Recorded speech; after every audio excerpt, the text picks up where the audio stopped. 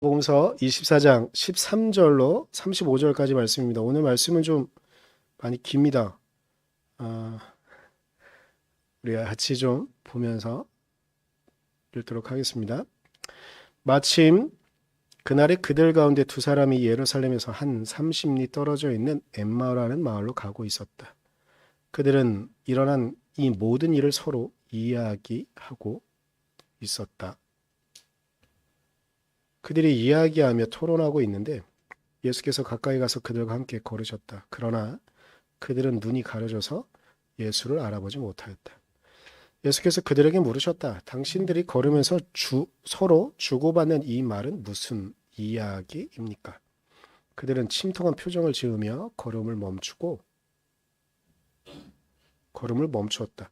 그때 그들 가운데 하나인 글로바라는 사람이 예수께 말하였다. 예루살렘에 머물러 있었으면서 이 며칠 동안 거기에서 일어난 일을 당신 혼자만 모른단 말입니까? 예수께서 그들에게 물으셨다. 무슨 일입니까? 그들이 그에게 말하였다. 나사렛 예수에 관한 일입니다. 그는 하나님과 모든 백성 앞에서 행동과 말씀에 힘이 있는 예언자였습니다. 그런데 우리의 대제사장들과 지도자들이 그를 넘겨주어서 사형 선고를 받게 하고 십자가에 못 박아 죽였습니다. 우리는 그분이야말로 이스라엘을 구원하실 분이라는 것을 알고서 그분에게 소망을 걸고 있었던 것입니다. 그뿐만 아니라 그런 일이 있은 지 벌써 사흘이 되었는데 우리 가운데서 몇몇 여자가 우리를 놀라게 하였습니다. 그들은 새벽에 무덤에 갔다가 그의 시신을 찾지 못하고 돌아와서 하는 말이 천사들의 환상을 보았다는 것입니다. 천사들이 예수가 살아 계신다고 말했다는 것입니다. 그래서 우리와 함께 있던 몇 사람이 무덤으로 가서 보니 그 여자들이 말한 대로였고 그분은 보지 못하였습니다. 예수께서는 그들에게 말씀하셨다. 어리석은 사람들입니다. 예언자들이 말한 모든 것을 믿는 마음이 그렇게도 무디니 말입니다.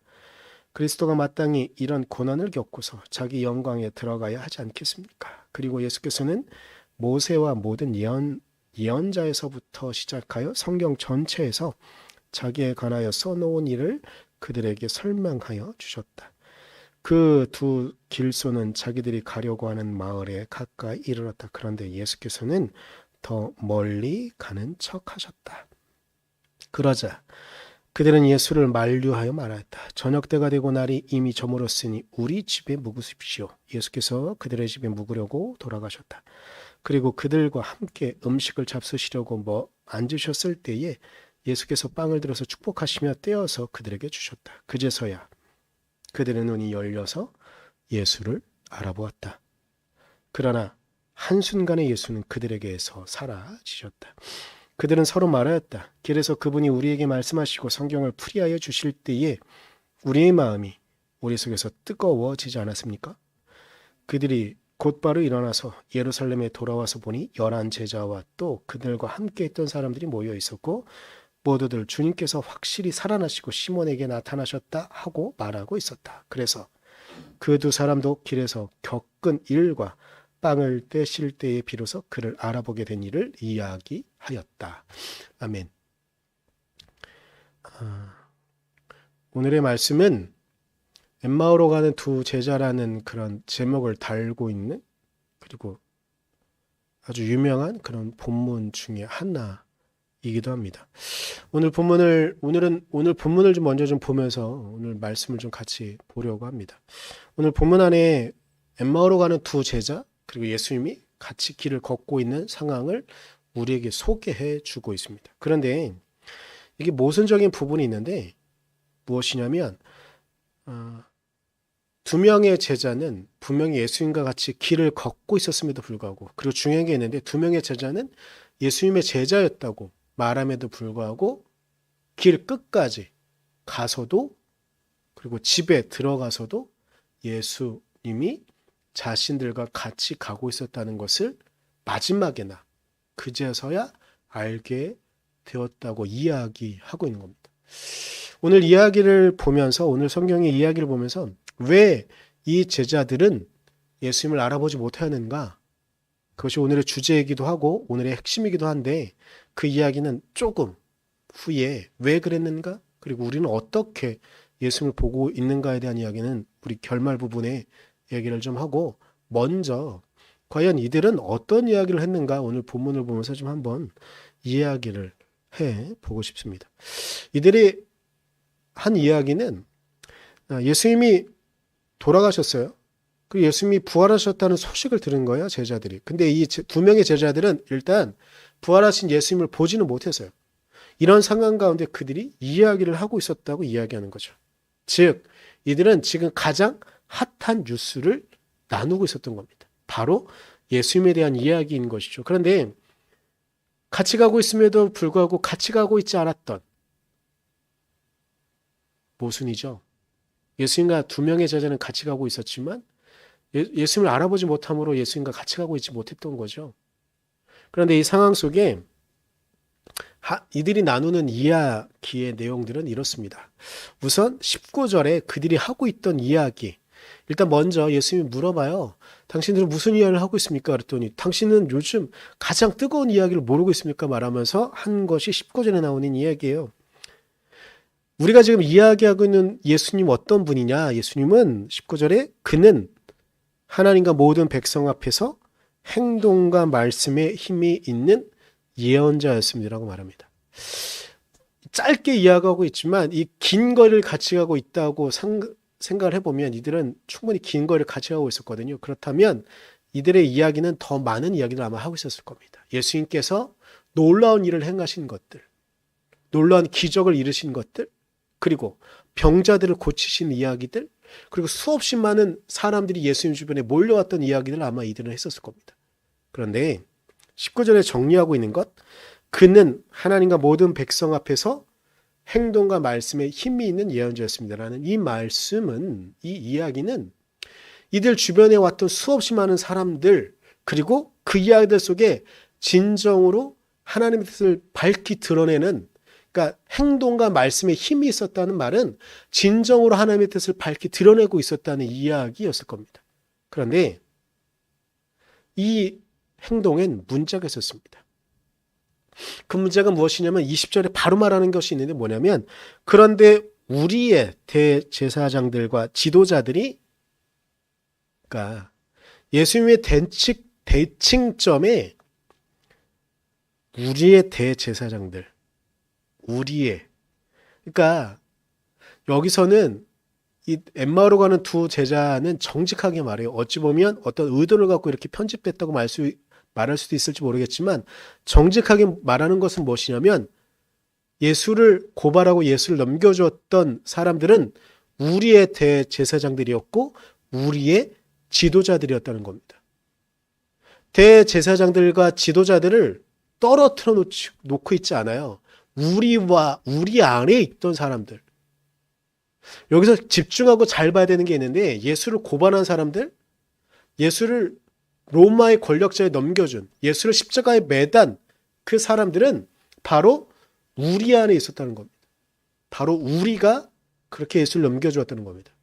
여기 안에서 자꾸 우리는 예수 그리스도를 십자가에 못 박은 사람들이 내가 아닌 다른 사람들이라고 생각하는 의식들이 자꾸 우리 안에 있는데, 엠마오로 가는 두 제자는 철저히 그렇게 말하지 않습니다.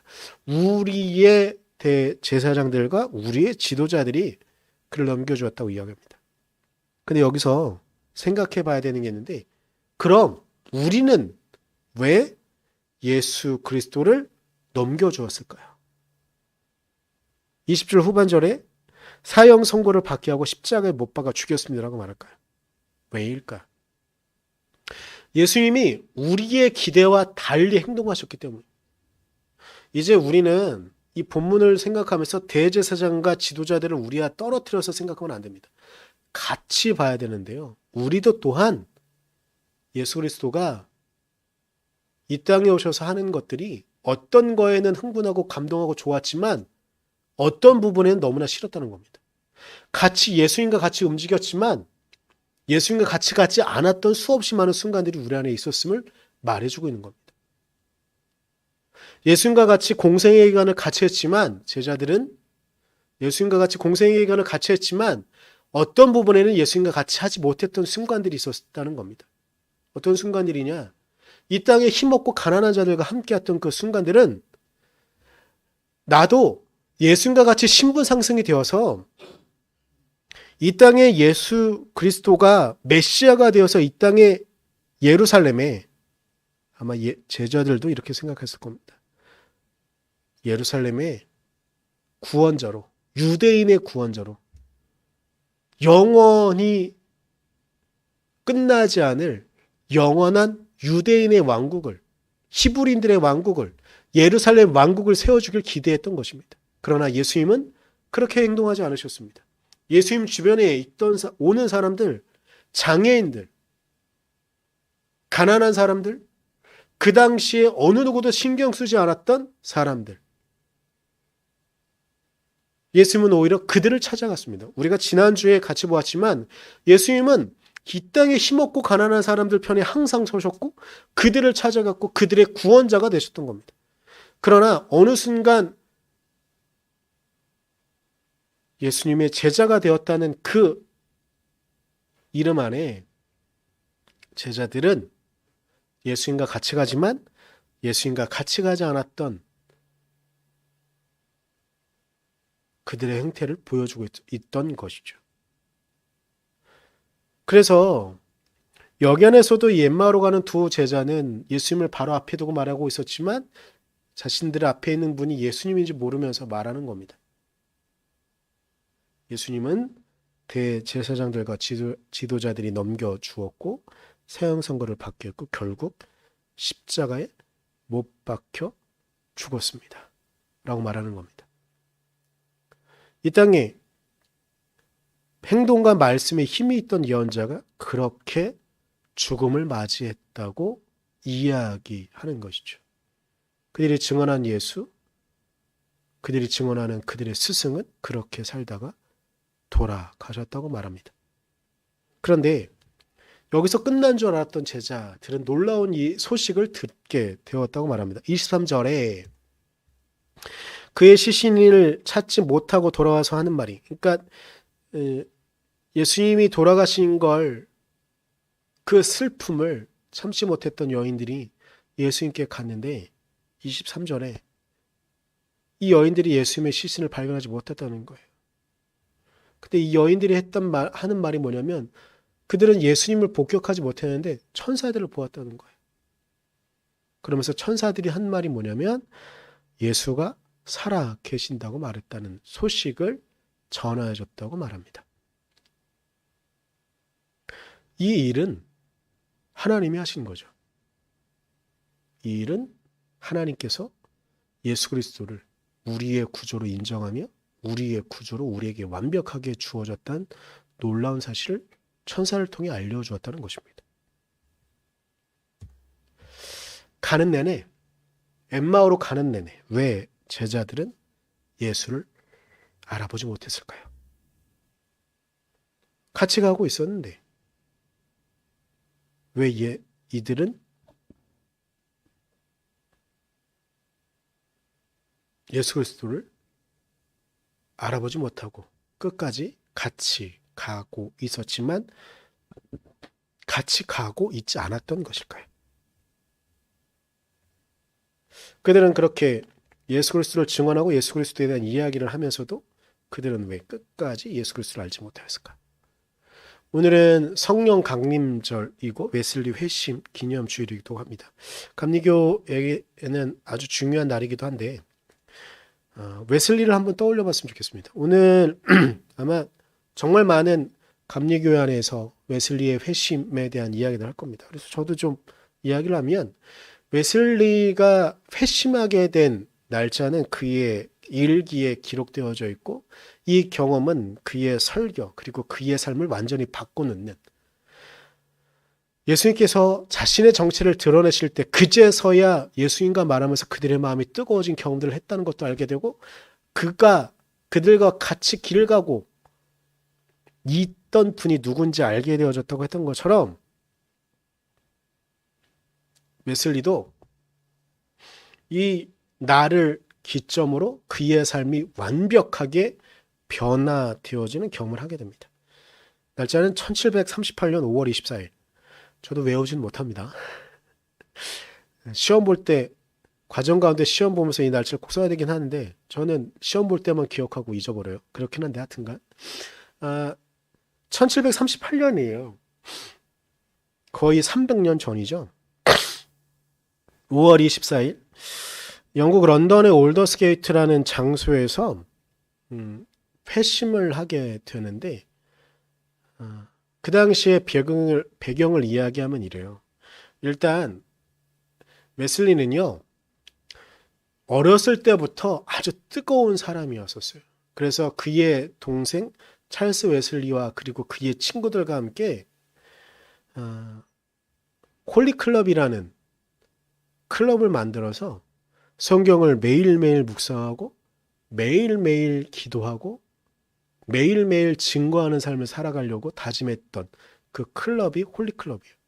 그리고 그 홀리클럽의 특징 중에 하나가 뭐냐면 이 메소디스트라는 말이 그러니까 방법쟁이 혹은 뭐 규칙적으로 계속 살아가는 사람들 이런 말이 나온 이유가 우리 감리교회가 영어로 메소디스트거든요. 그러니까 규칙적으로 계속 살아가고 방법을 계속 찾아가는 이런 사람들 왜 그러냐면 홀리클럽 때부터 규칙적으로 어떤 일정한 시간에 새벽에 일어나서 기도하고 어떤 일정한 시간에 성경을 읽고 그랬어요. 그런데 이런 경험을 갖고 있었던 웨슬리는 이것이면 충분하다고 생각했어요. 아니, 충분하다고 생각하진 않았겠지만 자신은 그리스도의 복음을 증거하는데 평생을 걸고 살겠다고 다짐했어요. 그래서 이 열정을 갖고서 그 당시 미국을 향해 갑니다. 미국을 향해 가서 거기에서 선교사의 삶을 살아가요. 뜨거운 열정을 살아가죠. 그런데 그는 그 열정을 갖고 그 메소디스트의 규칙적인 생활을 갖고도 그는 실패한 선교사의 삶을 살아가게 됩니다. 그리고 자신이 하나님 앞에 온전하게 선교사로 있지 못함을 알게 되면서 실패한 선교사로 고국으로 돌아오게 됩니다. 그런데 돌아오는 중에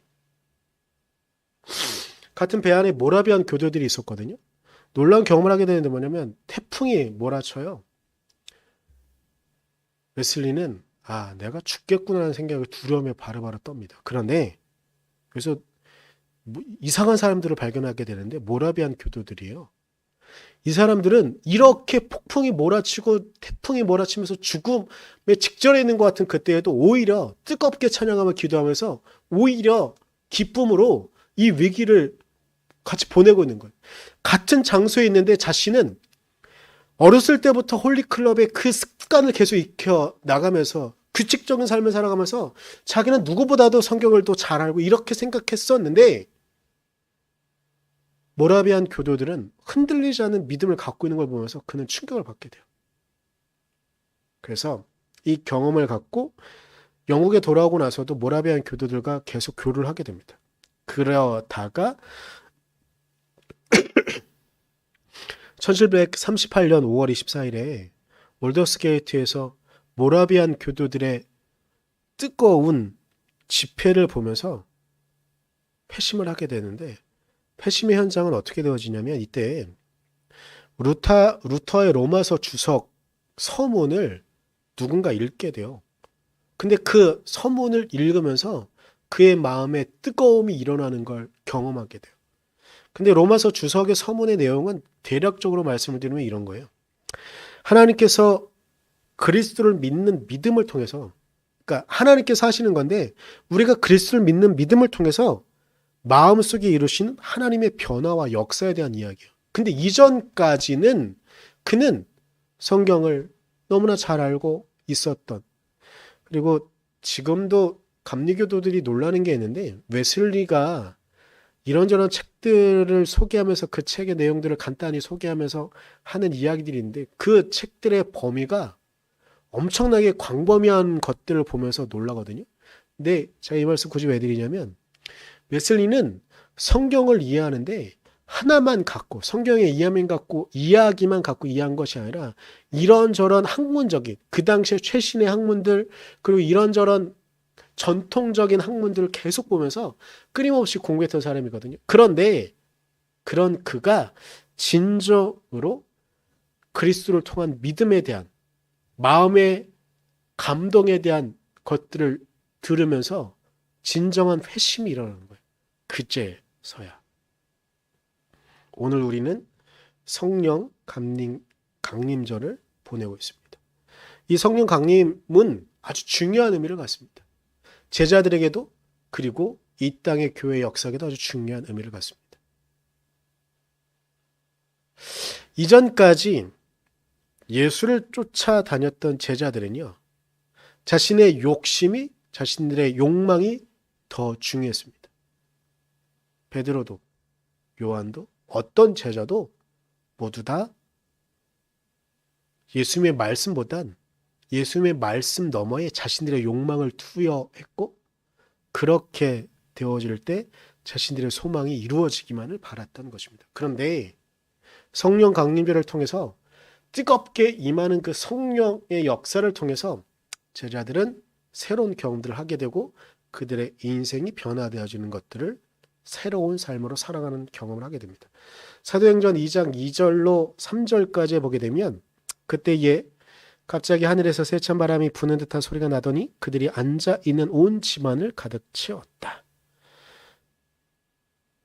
이들이 이런 경험을 하게 됐다는 겁니다. 그리고 3절에 그리고 불길이 솟아오를 때 혓바닥처럼 갈라지는 것 같은 혀들이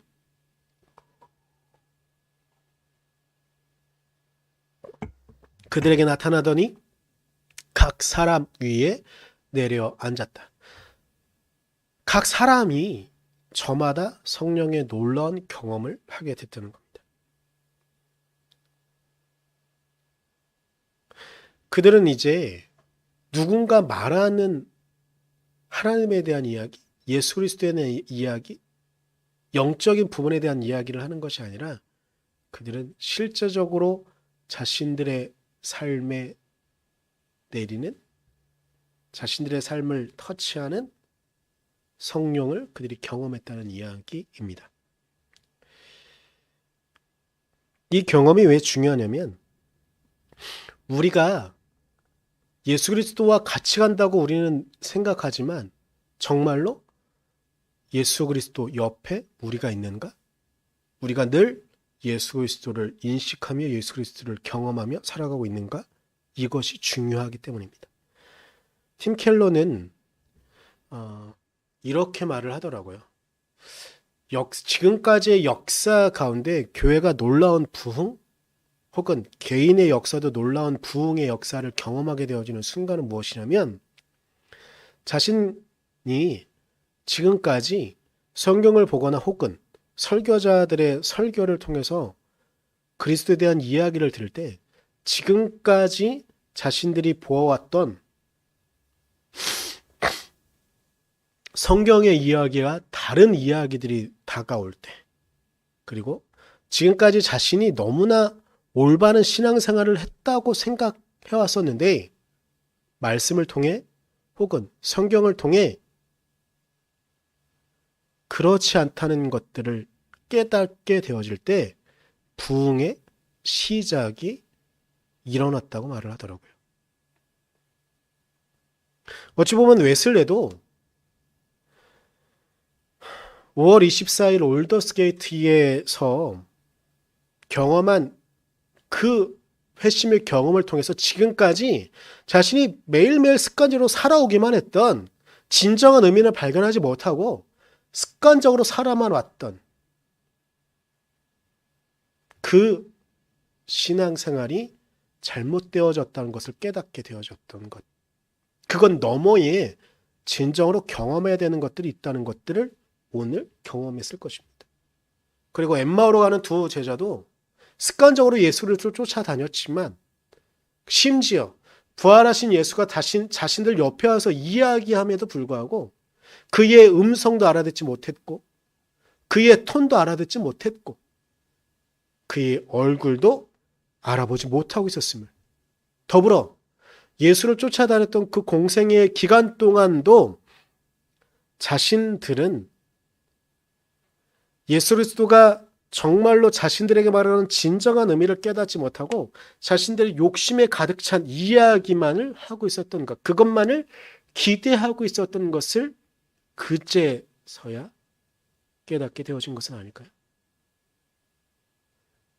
그들은 여전히 자신들의 욕망에 충실했기에, 그렇게 예수 그리스도를 자신들의 욕망에 의해 예수 그리스도를 십자가에 못 박았음에도 불구하고 여전히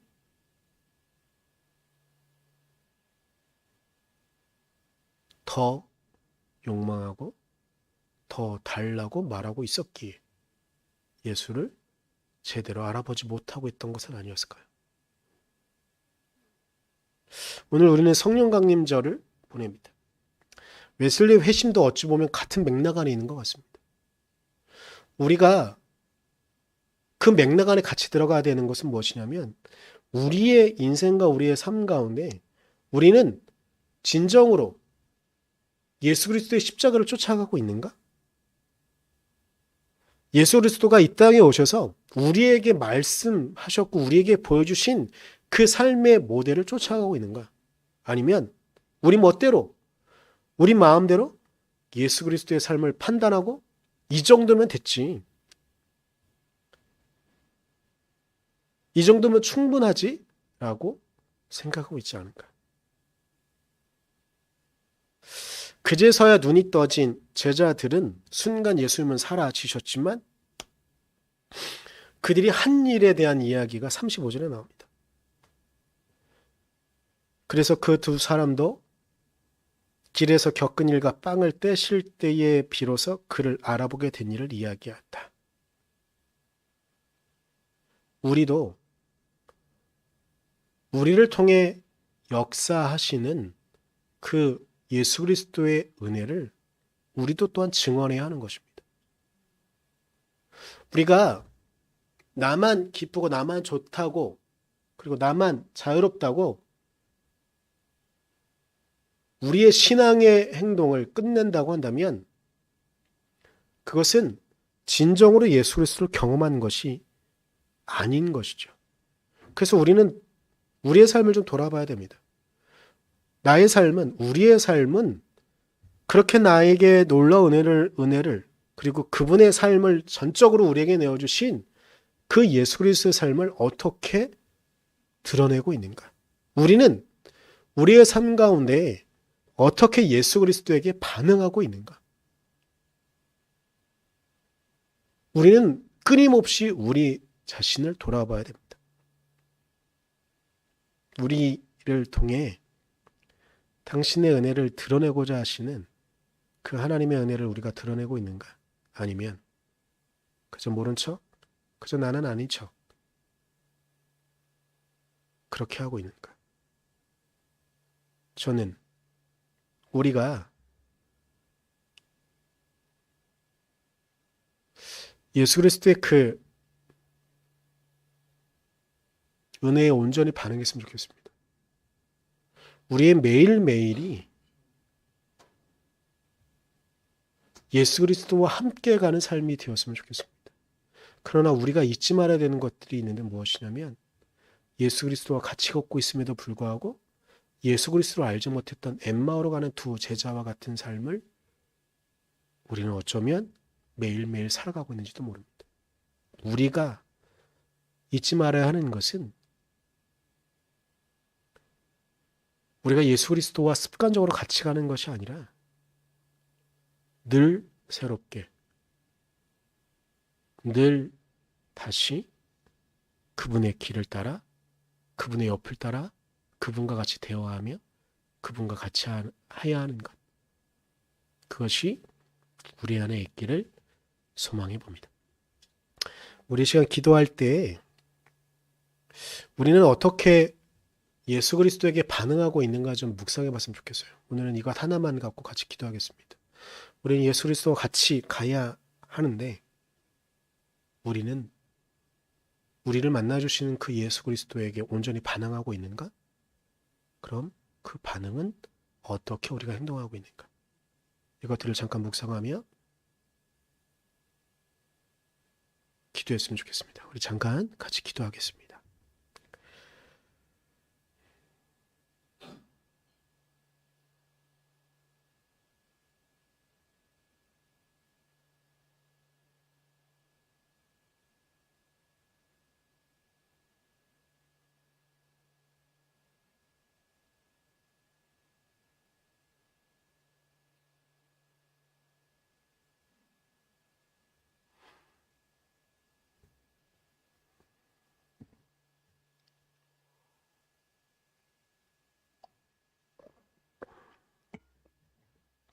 연하에 기도합니다. 주님, 엠마오로 가는 두 제자는 당신과 같이 길을 가고 있었지만, 당신과 이야기를 하고 있었지만, 당신의 얼굴을 보고 있었지만, 당신의 음성을 듣고 있었지만, 당신의 톤을 느낄 수 있었음에도 불구하고 그들은 당신을 알아보지 못하였습니다. 하나님, 우리도 이 땅을 살아갑니다.